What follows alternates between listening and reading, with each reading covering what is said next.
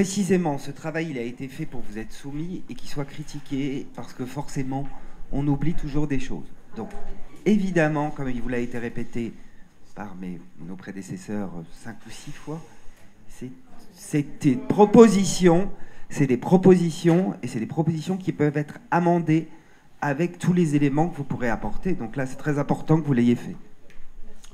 Alors, statut. Allons-y.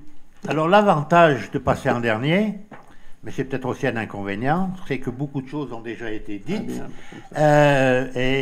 Si on veut prendre tout le temps nécessaire et suffisant à évoquer entre nous un certain nombre de problématiques, je crois que l'on va sauter quelques diapos qui nous ont été préparés ce matin. Alors, un groupe statut, qu'est-ce que c'est? Et en réalité, qu'est-ce que c'est que des statuts? C'est à la fois une mise en musique d'un certain nombre de textes de référence, de base, et on en a 3. On a un rapport qui s'appelle le rapport Couty. On a une loi, j'aurais dit peut-être dans l'ordre, une loi du 26 janvier 2016, un rapport Couty et un décret de la semaine dernière. C'est-à-dire que tout à l'heure, enfin, quand on vous demandera de réagir aujourd'hui et surtout entre le 6 et le 24 février, c'est avec, en toile de fond, ces 3 documents qu'il va nous falloir réagir. Donc c'est une mise en musique des textes à partir des réalités qui sont celles d'une association loi de 1901, elle aussi avec une démarche très précise quant à sa composition et son fonctionnement. Et derrière la mise en musique, eh bien, un statut, c'est ce qui permet de mettre en place des règles du jeu au sens que l'on est dans une association, dans quelque chose qui est volontariste et qui donc doit nous permettre à chaque fois d'être en phase avec le pourquoi fondamental de l'association que l'on crée. C'est sur cette base-là qu'un groupe de travail a été mis en place. Il comportait à la fois des membres du comité de préfiguration, mais aussi un certain nombre de représentants, soit d'associations nationales, soit de structures existantes pour le moment au niveau des régions. Donc, un plan de statut, effectivement, ça part d'un préambule et ça arrive à des dispositions transitoires. Si vous le permettez, tout à l'heure, Fabrice Pilorget, plus que moi, redira un certain nombre de choses en ce qui concerne la philosophie de la charte et du comité de déontologie, qui est quelque chose qui ne fait pas toujours partie d'une démarche statutaire, mais que l'on a voulu, et le président l'a dit tout à l'heure fort justement, mettre dès les statuts je dirais en toile de fond de ce qui va être notre fonctionnement par la suite. Le préambule, c'est le sens politique, on ne va pas y revenir, mais on se rappelle quand même que l'on est dans une démarche qui est une démarche de liberté d'action au niveau national et au niveau du territoire, si on peut dire, région ou sous-région, s'il y en a besoin au niveau de réalité par rapport à ce qu'on a dit tout à l'heure, dans la présentation des diapos. On avance. Alors, l'UNAS, on l'a dit, est composée des associations disposant de l'agrément national. C'est ce qu'il y avait dans la texte de base de la loi de janvier. Et on a été un certain nombre à agir pour que, dans le cadre d'un article qu'on appelle l'article 42, il y ait la mise en évidence que les associations régionales qui dépendent, qui ont elles aussi un agrément, puissent être de la même façon membres de la structure régionale. Tu permets, Lucien, juste pour dire que cet article 42, c'était pas dans la loi initiale, qui est la loi de janvier 2016, qui donne la possibilité de créer l'UNAS. C'est un amendement que nous avons demandé après la concertation et qui est rentré dans la loi de financement de sécurité sociale qui a été votée à la fin de l'année et qui a été promulguée à la fin de l'année. Ce qui explique le fait que le décret qui intègre cet amendement soit sorti après. Voilà, donc la précision était encore plus précise. Oui, donc c'est pour l'article 42, pour que ça leur parle. Pourquoi on a vu cet article 42 qui est effectivement une dénomination, je dirais, législative. Ce qui, moi, me paraît le plus important dans ces deux aspects, c'est que l'on met en évidence la notion de l'agrément, que ce soit au niveau national ou au niveau régional, et que l'on a donc à l'intérieur de ce qui demain sera l'UNAS, à être très attentif à la responsabilité nouvelle que l'on aura à prendre vis-à-vis de cette notion de l'agrément. Effectivement, des associations qui ne sont pas agréées pourront trouver dans le cadre de la vie de tous les jours au niveau national et au niveau des territoires un système d'association. On trouvera le nom exact si besoin est, mais c'est la démarche. Et les conflits liés, on en reparlera tout à l'heure au travers de la charte d'engagement et de son application, si on peut dire. On avance. Donc une gouvernance nationale qui a été le fait de longues discussions, à la fois au niveau du comité Couty, mais aussi dans les premières rencontres du groupe Statut. Ce qui a été pour nous le plus important, c'est de se dire il faut effectivement que les associations, qu'elles soient nationales ou au plan régional, se mentionnent à quoi elles se rattachent véritablement, soit au monde des intérêts, enfin, de défense des intérêts des personnes malades, des intérêts des consommateurs, des familles ou de nos compatriotes en situation de précarité. Cette démarche-là est importante. Elle est importante parce qu'elle va, qu'on le veuille ou non, fixer tout au long de l'activité, par la suite, la responsabilité donnée. Alors, effectivement, on a buté à certains moments sur les associations de défense des intérêts de personnes malades, parce qu'on pouvait mettre tout le monde, tout compte fait. Il faudra que chacun d'entre vous, et ça fait partie, à mon avis, un petit peu du questionnaire qui va vous être adressé, dont on a parlé tout à l'heure, se détermine quant à son activité, je vais dire prioritaire, dans telle ou telle action de défense. Le reste, on est dans une gouvernance qui est la gouvernance de type loi de 1901, une assemblée générale, un conseil d'administration et un bureau avec son président, son vice-président, avec une notion de base, à chaque structure, la présence d'au moins un individu un membre émanant de l'un ou l'autre de ces collèges doit être présent, que ce soit au niveau du conseil ou au niveau du bureau. Finalement, la seule originalité que vous voyez, c'est le petit rond gris, et c'est le comité de déontologie sur lequel on reviendra d'ailleurs, qui s'appelle Comité de déontologie et de prévention des conflits d'intérêts. Donc l'Assemblée générale, on passe rapidement, on a je dirais, une activité pour animer une Assemblée générale.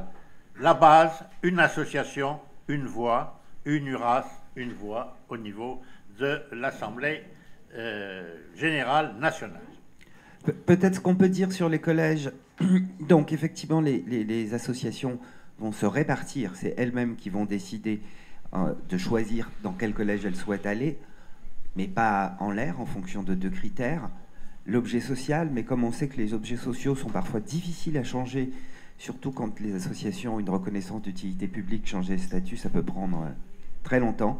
Et donc on a considéré qu'on prenait en compte aussi l'activité principale. Les URAS sont réunis à l'Assemblée générale comme au conseil d'administration dans un même collège, on verra de quelle manière.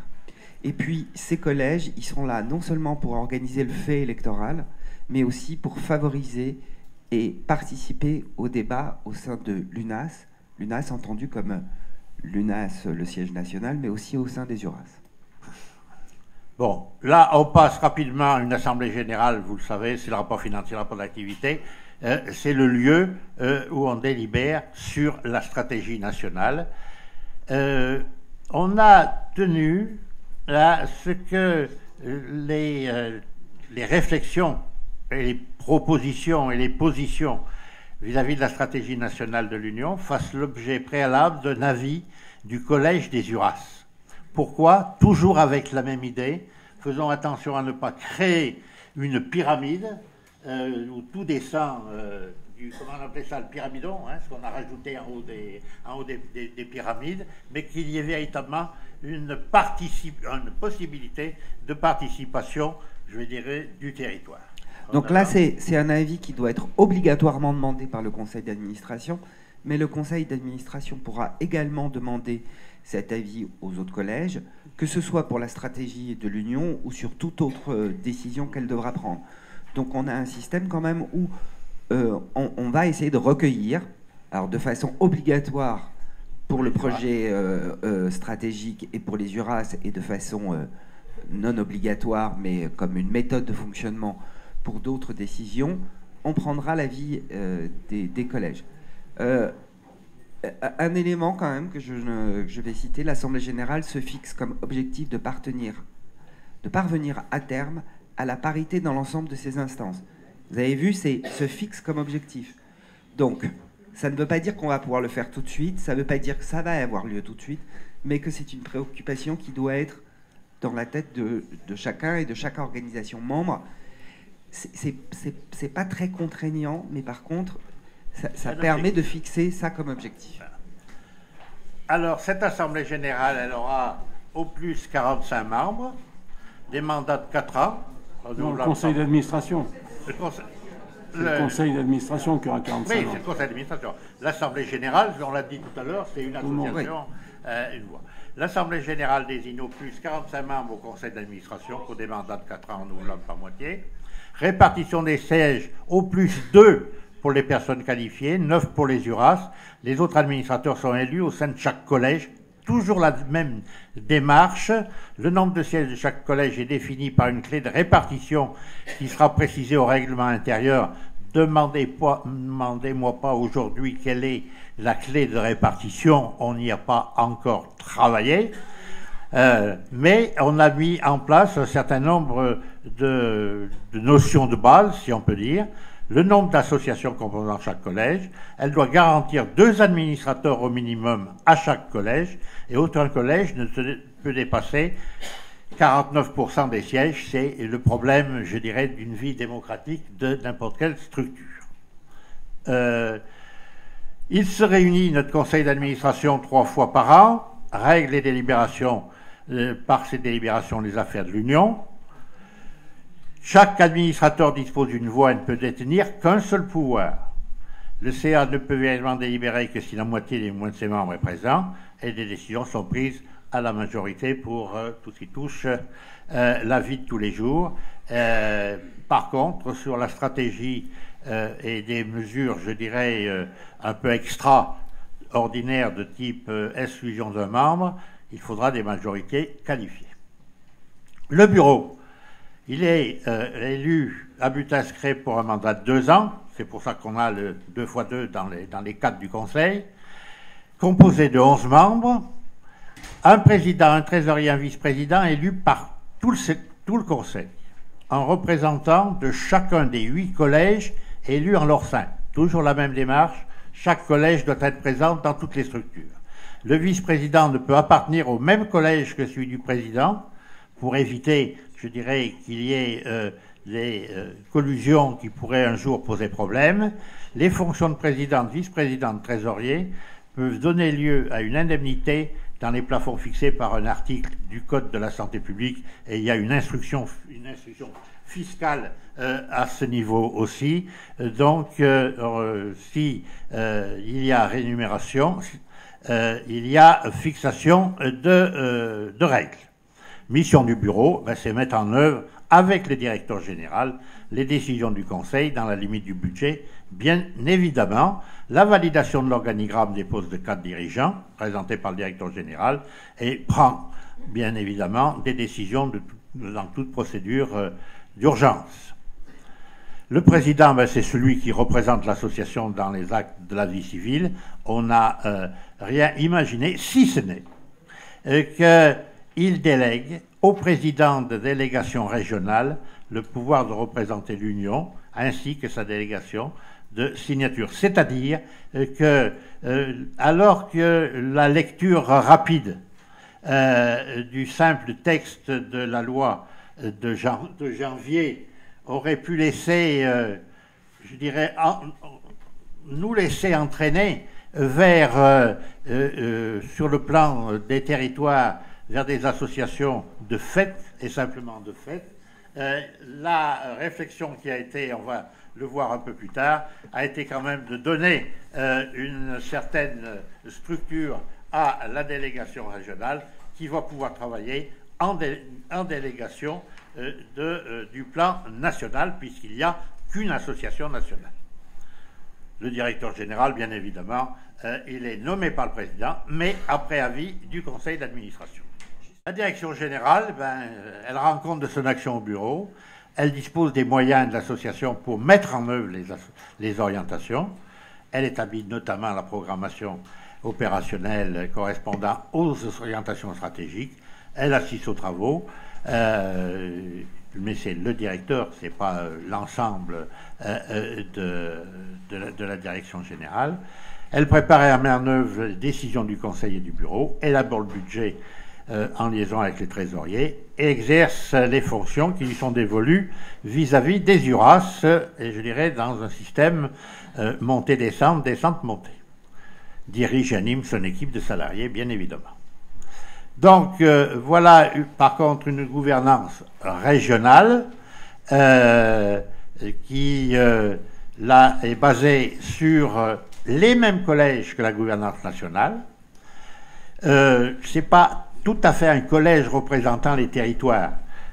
C'est la possibilité de participation lorsqu'il y a des délégations dans les territoires d'être présent. Mais ce n'est pas la même notion de collège, à mon avis, qui a été retenue. Il faut faire attention aux termes, parce qu'il ne faut pas les associer de la même façon que les 7 plus 1 autres collèges. Collège de base, je dirais. Les URAS n'ont pas de personnalité juridique, mais un statut d'établissement juridique rattaché au siège national, conformément aux dispositions du Code du commerce. Elles peuvent conduire des actions régionales ou locales prenant en compte les spécificités des territoires en matière de santé publique. Juste une petite précision, Lucien, excuse-moi. Je voulais simplement dire que le statut d'établissement juridiquement rattaché au siège, s'il n'y a pas la personnalité morale, ça permet d'avoir un compte en banque indépendant et un numéro sirène. Voilà.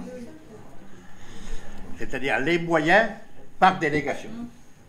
Numéro SIRET, possibilité de passer des contrats, conduire des... Donc vous voyez, capacité à agir des URAS.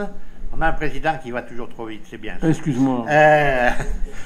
Capacité à agir, statut d'établissement juridique rattaché, engagement des dépenses, compte en banque, etc., numéro SIRET et compagnie, peuvent conduire des actions régionales ou locales prenant en compte les spécificités des territoires en matière de santé publique et peuvent créer des antennes locales lorsque les spécificités territoriales le justifient.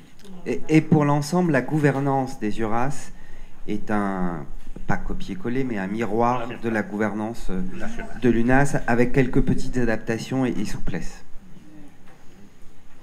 Alors donc, ces délégations, c'est signer des conventions de coopération, de cofinancement avec des partenaires publics, conventions nécessaires au fonctionnement, l'eau, le gaz, l'électricité et le loyer. Cette délégation fait l'objet d'un accord écrit, prévu au règlement intérieur et signé par le président de l'UNAS, d'une part, et le président de l'URAS, d'autre part. On a voulu que les statuts en tant que tels mentionnent pas simplement la possibilité de délégation, mais commencent à en fixer un certain nombre de grands axes. Et puis, il y a le problème, enfin, c'est pas le problème, c'est le dynamisme du coordinateur qui est recruté par le directeur général de l'UNAS sur proposition du président de l'URAS, et il va bien évidemment participer au comité régional et au bureau, et il aura des missions opérationnelles définies dans une lettre d'objectifs élaborée entre le président de l'URAS et le directeur général de l'UNAS. Toujours la même idée, ne faisons pas quelque chose qui soit simplement descendant, mais co-réfléchi. Alors, la désignation des représentants d'usagers dans les instances de santé. Donc, l'UNAS et les URAS, ça c'est la loi, peuvent proposer des représentants auprès des conseils, assemblées, organismes, je vais dire, du monde de la santé, soit au plan national pour l'UNAS, soit au plan régional, qui sont de même nature. L'idée a été de, je dirais, codifier, plus que pour le moment, la façon où effectivement les appels de candidature sont lancés, qui y répondent, les délais et compagnie, tant au plan national qu'au plan régional, mais on est dans la démarche de la proposition. On n'est pas dans la démarche de la désignation. Le président Couty l'a bien rappelé dans son propos préliminaire. Et vous voyez, il y a deux mots qui sont très importants.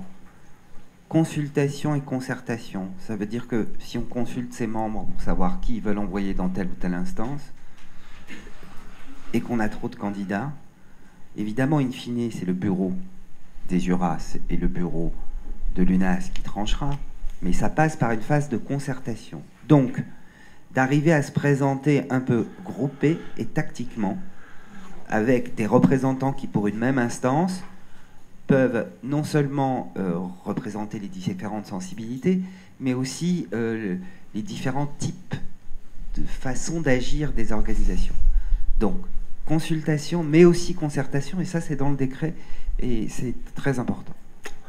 Okay. Un point important, les associations s'engagent en adhérant à l'UNAS et aux URAS à présenter des RU dans cette procédure.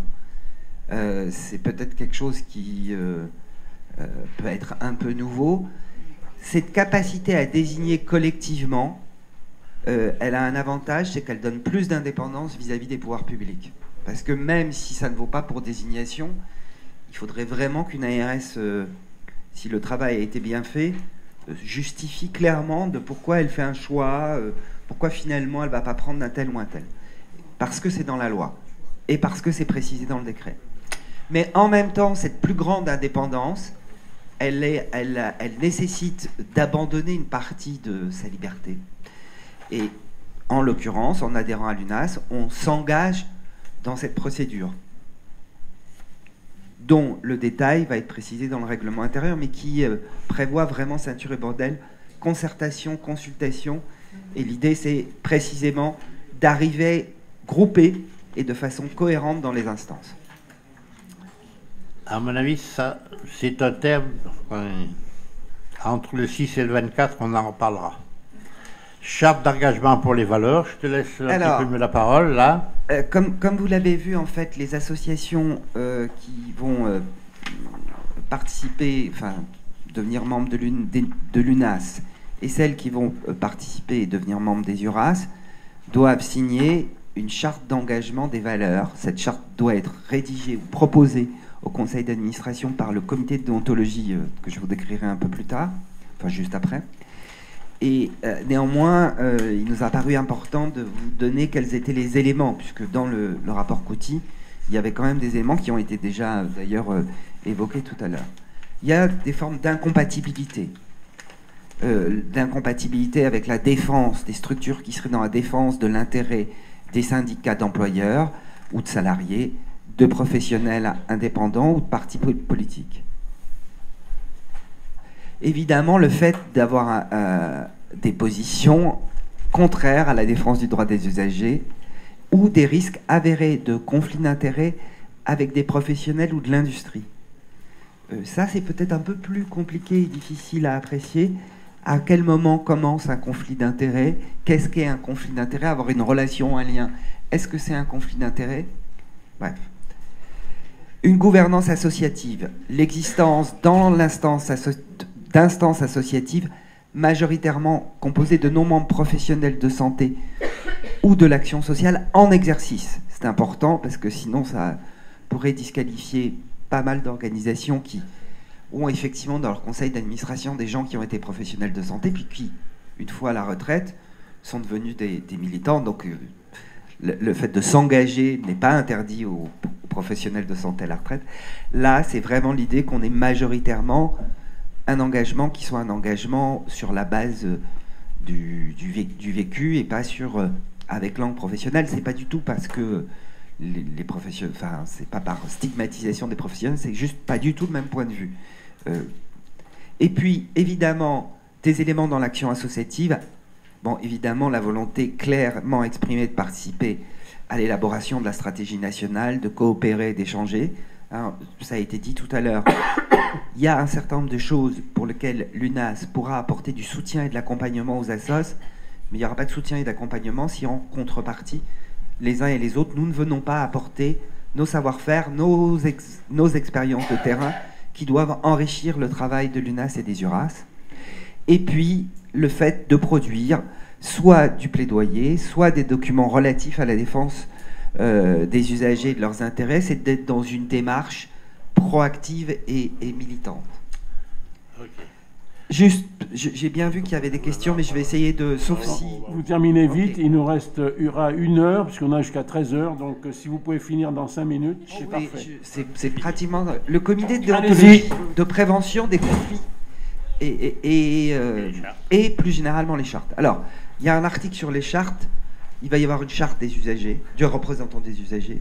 Il va y avoir la charte de prévention des conflits d'intérêts. Tout ça doit être élaboré pour ces 2 chartes dans un cadre très précis. Mais évidemment, l'UNAS pourra toujours faire d'autres chartes autant que de besoin. Alors, la composition du comité de déontologie, c'est 4 représentants de l'AG, plus 3 personnalités qualifiées extérieures à l'UNAS, dont le président. Vous voyez, donc on est dans une structure un peu en dehors, un peu à l'intérieur, mais qui doit prendre de la distance. Le mandat, c'est 2 ans renouvelables désignés par l'AG le 2 à Chointé. Et puis pour les missions, elle ne se substitue pas au conseil d'administration. Ce n'est pas un conseil d'administration bis. Par contre, c'est un organe à distance qui rend des avis au conseil d'administration pour éclairer ses décisions. Bon, il propose la rédaction pour la charte des valeurs et surtout en contrôle son respect. Vous voyez que parfois ça sera assez difficile à apprécier, donc ils auront du travail. Ils feront un travail de prévention des conflits d'intérêts et notamment toutes les associations et les personnes étant dans l'UNAS et dans les URAS devront fournir une déclaration d'intérêt. Et puis il est amené à connaître des conflits relatifs à l'adhésion des associations et leur rattachement au collège. Grosso modo, une association dit, par exemple, je vais être dans tel collège, et le justifie, mais le conseil d'administration, les membres, etc., disent, en fait, non, on n'est pas trop d'accord. Alors, ça n'arrivera peut-être pas, mais il y a aussi, pour certaines associations, c'est plus compliqué. Elles pourront hésiter entre 2 collèges, donc le comité pourra être saisi, soit pour aider une association à faire un choix, soit pour trancher un conflit s'il y a un conflit. Il peut être donc saisi par absolument tout le monde, le président de l'Union, le CA, les membres de l'AG et les membres des UNAS. Autrement dit, pas par les personnes, sauf le président, mais par l'ensemble des parties prenantes. Très rapidement, disposition transitoire de l'UNAS. Donc un bureau transitoire pour 2 mois au plus à partir du 21 mars, au moment de la fondation de l'UNAS. Il va expédier les affaires couvantes, convoquer une assemblée générale ordinaire pour élire le conseil d'administration et le bureau. Sa composition, en l'état actuel, c'est les membres du comité de préfiguration, y compris Édouard Couty, son président, et la représentante légale du 6 et son trésorier. Il est important de ne pas être obligé de refaire toutes les signatures pendant ces deux mois, d'une part, et d'autre part, ces postes-là sont des postes à responsabilité qui procèdent bien sûr d'une autre organisation démocratique qui précédait l'UNAS, mais bon, donc pour des questions pratiques, mais aussi de permanence en fait de la responsabilité, ça nous a semblé important. Elle valide la composition, validation de la composition des collèges a posteriori par le comité de déontologie et de prévention des conflits d'intérêts. Donc, évidemment, le comité, il ne sera pas là. Non. La charte des valeurs, elle va être faite après. Donc, il y a bien un moment où, il pourrait y avoir des problèmes avec des gens qui on sont engagés, mais qui ne seraient pas en capacité ou qui signeraient la charte contrairement à de l'activité réelle. Et deux, évidemment, dans un premier temps, on va mettre les associations dans les collèges qu'elles souhaitent, peut-être avec quelques échanges, mais il n'y a pas d'instance qui peut dire non, excusez-moi, là, de toute évidence, ça ne le fait pas. Et donc, ça pourra être fait a posteriori. Et on espère que ça ne va pas beaucoup changer les collèges, mais si ça change considérablement les collèges, on pourrait, 1 an plus tard, devoir réélire le CA. On pourrait, c'est pas tranché. Oui, les modalités de participation à la gouvernance des 600 régions avant la mise en place opérationnelle des URAS. Donc le principe est acquis. Les modalités doivent faire l'objet d'une expertise juridique. Vous comprenez bien que ça n'est pas si simple que ça de donner une place dans la gouvernance à des structures qui ne font pas partie de l'association, mais il y a des projets et ça va faire partie d'une de nos grosses discussions tout à l'heure au comité de préfiguration. Pour amender les statuts, vous aurez entre le 6 et 24 février, mais aussi les discussions qu'on va avoir ici. Surtout, partez sur le dernier projet qui va vous être envoyé et pas l'avant-pré-projet, parce qu'il a déjà été enrichi depuis. Et puis, pour la prise en compte des amendements, s'il vous plaît, essayez de tenir compte de la loi, du décret et du COUTI. Ça pourrait nous simplifier le travail, et surtout aussi vous simplifier le travail, parce que si vous faites des amendements qui sont en dehors de ces cadres-là, on risque de devoir les refuser. Pour ce qui est de la loi et du décret, en tout cas, c'est très clair.